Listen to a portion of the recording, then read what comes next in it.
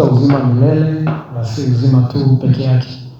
Ninakusalimu kupitia jina lipitalo majina yote, jina la Bwana na Mwokozi wetu Yesu Kristo.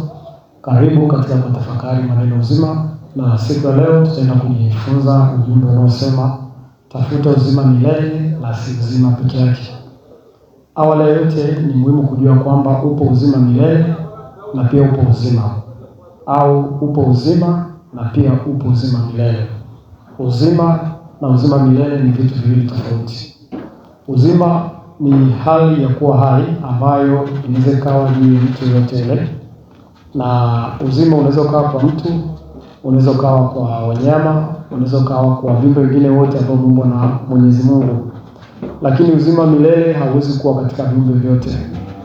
Paka anayezaliwa leo atakapofikia mwisho wa maisha yake hawezi kuendelea kuishi tena baada ya hapo. Hakuna ufufuo kwa ajili ya wanyama. Biblia inasema kwamba siku ya mwisho parapanda itakapolia, wafu watakapofufuliwa, basi wanyama watafufuliwa. Kwa hivyo wanyama wana uzima lakini hawana uzima milele. Miti ina uzima lakini haina uzima milele. Viumbe vingine vyote vilivyo hai vina uzima lakini havina uzima milele. Kwa hivyo ni muhimu sana kujua tofauti hiyo iliyopo kati ya uzima na uzima milele. Lakini awali ya yote naomba nisome kitabu kile cha Yohana sura ya 10 na mstari wa 10, ambapo nitaanzia mstari wa 9. Nitasoma Yohana sura ya 10 na mstari wa 10.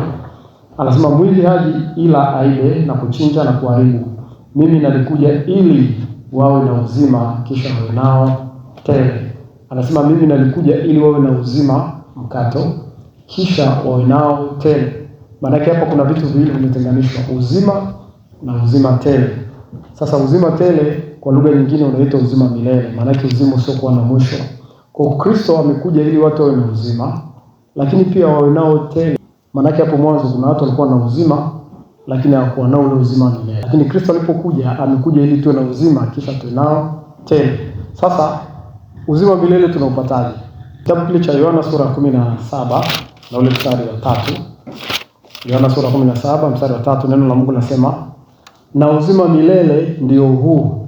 Biblia inatuambia na uzima milele ndio huu, wakujue wewe Mungu wa pekee wa kweli na Yesu Kristo uliyemtuma.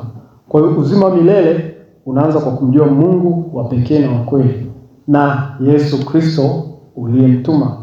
Kwa hiyo maana yake ukisema kwamba una uzima milele alafu hauna Yesu Kristo, hauna uzima milele, bali una uzima tu.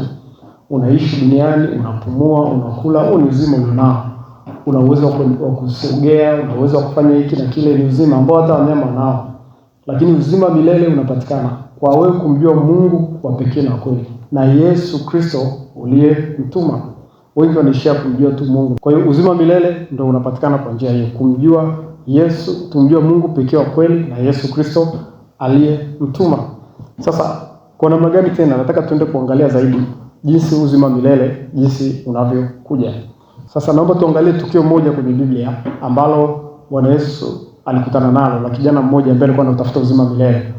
Na alipokuwa anajaribu kutafuta uzima milele, Yesu alimpa kanuni. Kitabu cha Yohana Mathayo sura 19 mstari wa 16, nitasoma hadi mstari wa 20.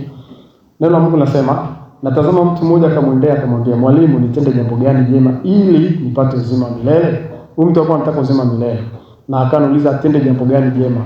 Angalia jibu la Yesu. Akamwambia, kwani kuniuliza habari ya mwema? Ale mwema ni mmoja. Lakini ukitaka kuingia katika uzima zishike amri. Kumbuka hapa anasema ukitaka kuingia katika uzima, ahitaji uzima milele. Anasema zishike amri. Akamwambia, zipi? Yesu akasema hizi: usiue, usizini, usiibe, usishuhudie uongo, uheshimu baba yako na mama yako, mpende jirani yako kama nafsi yako. Yule kijana akamwambia, haya yote nimeyashika, nimepungukiwa na nini tena? Kikawaida nitegemea Bwana Yesu angemwambia sasa umeyashika hayo, huo ndio uzima milele. Kwa maana hiyo kijana alikuwa nayo dini, alikuwa na desturi nzuri, ana mambo yanayofanya, alikuwa anamwamini Mungu. Kwa hiyo alikuwa anamjua Mungu wa pekee na wa kweli, ndio maana alikuwa anazishika amri. Na akamwambia Yesu nizishika amri. Lakini Yesu alijua kumjua tu Mungu wa pekee na wa kweli na kuzishika amri zake bado haitoshi kuwa na uzima milele. Kuna kitu kingine kinachohitajika. Yeye alimwambia tu ukitaka kuwa na uzima, sio uzima tele. Sasa tuendelee pale mstari wa 21. Yesu akamwambia, ukitaka kuwa mkamilifu, maana ukitaka uzima sasa wa milele, enenda ukauze ulivyo navyo uwape maskini, nawe utakuwa na hazina mbinguni, kisha njoo unifuate. Yule kijana aliposikia neno lile akaenda zake kwa huzuni, kwa sababu alikuwa na mali nyingi. Kwa Yesu alichokuwa anataka kumuonyesha ni kwamba uzima milele unakamilika sio tu kumjua Mungu wa pekee na kweli, lakini na Yesu Kristo aliyemtuma. Kwa huyu kijana alikuwa anamjua Mungu wa pekee na kweli, ndio maana alikuwa anazishika amri, lakini alikuwa mjui Yesu Kristo aliyetumwa. Sasa Yesu anakuja kumpa kanuni ya kukamilisha uzima milele, ya kwamba ameshazishika amri kafanya vema, ameshamjua Mungu wa kweli kafanya vema, kashaingia katika uzima. Lakini sasa hatua iliyobaki ni yeye kumfuata Yesu, kumjua mwana wa Mungu. Na alipokuwa anapelekwa katika hatua za kumjua mwana wa Mungu, kwa sababu Yesu alimwambia kauze vyote alivyomfuate. Lengo la Bwana Yesu sio kwamba alikuwa anazichukua mali zake, hapana. Lakini alijua kuna kasoro katika mali alizokuwa nazo. Zile mali zilikuwa zinamzuia yeye kumfuata Yesu. Kwa maana Yesu akamwambia kauze vyote ulivyonavyo kisha njoo nifuate.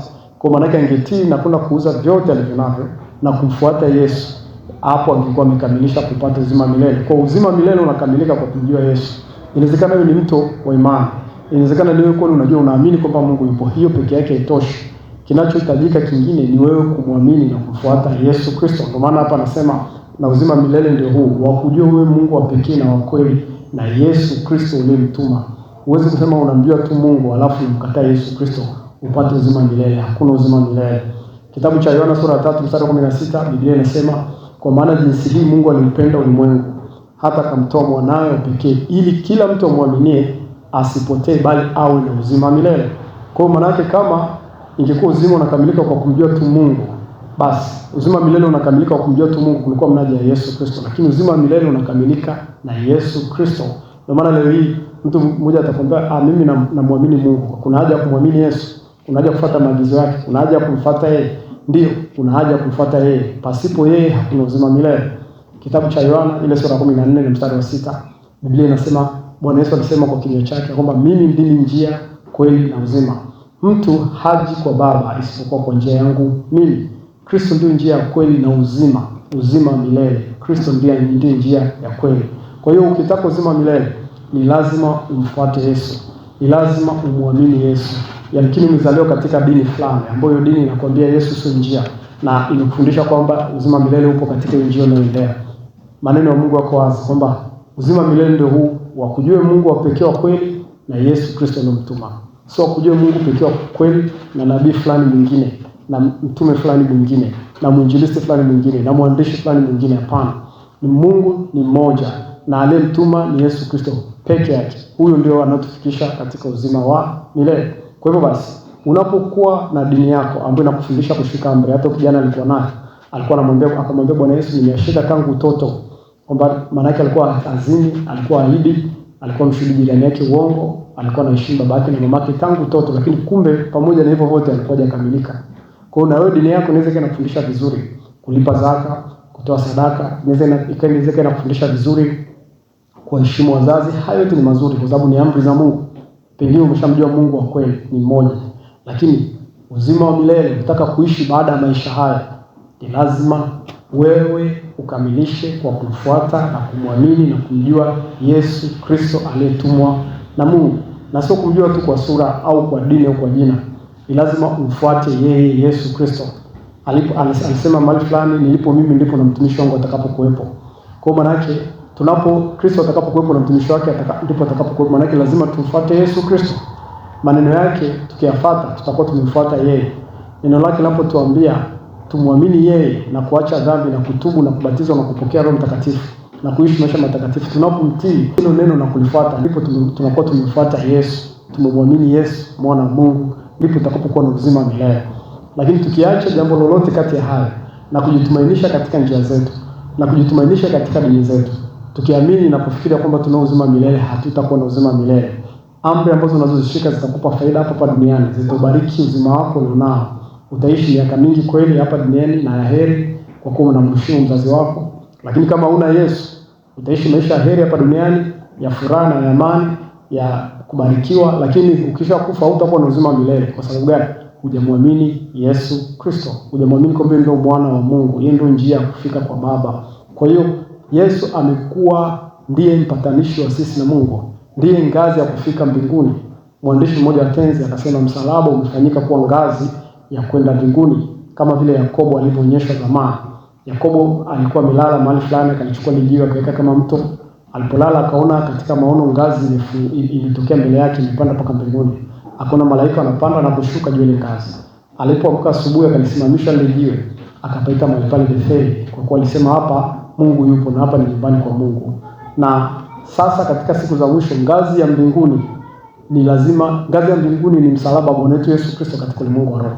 Kwa hivyo ukitaka kwenda mbinguni kuishi milele baada ya maisha haya, ukitaka kupata ufufuo baada ya maisha haya, ni lazima muamini Yesu.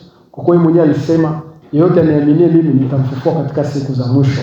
Maana kama hautamwamini Yesu hawezi kukufufua katika siku za mwisho. Kwa uzima wako utakuwa umeishia hapo. Utakuwa kama mbwa, utakuwa kama paka, utakuwa kama mti, utakuwa kama wanyama wanaokufa au wanadamu wengine wote ambao wanakufa kawaida. Hautakuwa na uzima milele, hautafufuliwa. Kwa hiyo ndugu yangu, ukitaka uzima milele, kanuni ndio hiyo. Bwana Yesu akubariki. Fuatilia mafundisho yanayohusiana na uzima milele na Mungu akubariki. Shalom, shalom.